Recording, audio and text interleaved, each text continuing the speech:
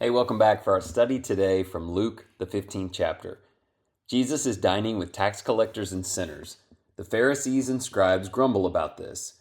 They completely miss that Christ has come to seek and save the lost. To educate them on his mission, Jesus tells three parables. The first is a man who loses one of his 100 sheep. He searches for the one, carries him back, and throws a party to celebrate. The second is a woman who loses one of her 10 coins. She sweeps the house until she finds it and then rejoices with her friends. The third is about a son who takes his inheritance and wastes it. He finally comes home and the father throws a feast. His older brother is angry about this and must be taught about mercy by his father. We know these stories really well. Let's see what we can take from them today. The point of all three parables is the same. Our Father in heaven rejoices when even one soul repents of sin and returns to him. We might not care about one sheep out of 100, but the shepherd does. We might have lived with one lost coin, but the woman could not. We would certainly be crushed at losing a son, and we would throw a great feast if he returned home. This is why Jesus ate with sinners. He knew that every soul matters, and the Father loves them all.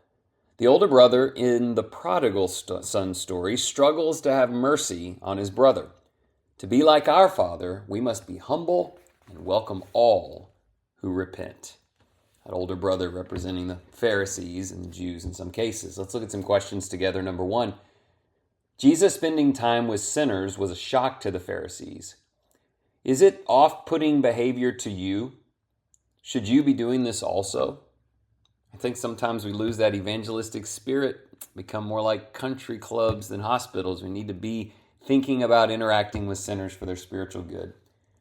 Question 2, all three stories show how important repentance is to God. How should God's loving response to repentance affect all of your decisions? What I hope you get from that is, no matter what you've done, if you come to him, his arms will be wide open. Question 3, the older brother was self-centered and unmerciful. Does this ever happen today? Should Christians ever feel this way about others? Is it ever the case that a brother or sister in Christ just won't welcome people like they should? We need to be more like God in all that we do. Let's pray. Patient Father, thank you for loving us and desiring our salvation. We know your greatest joy is seeing a soul restored to your care.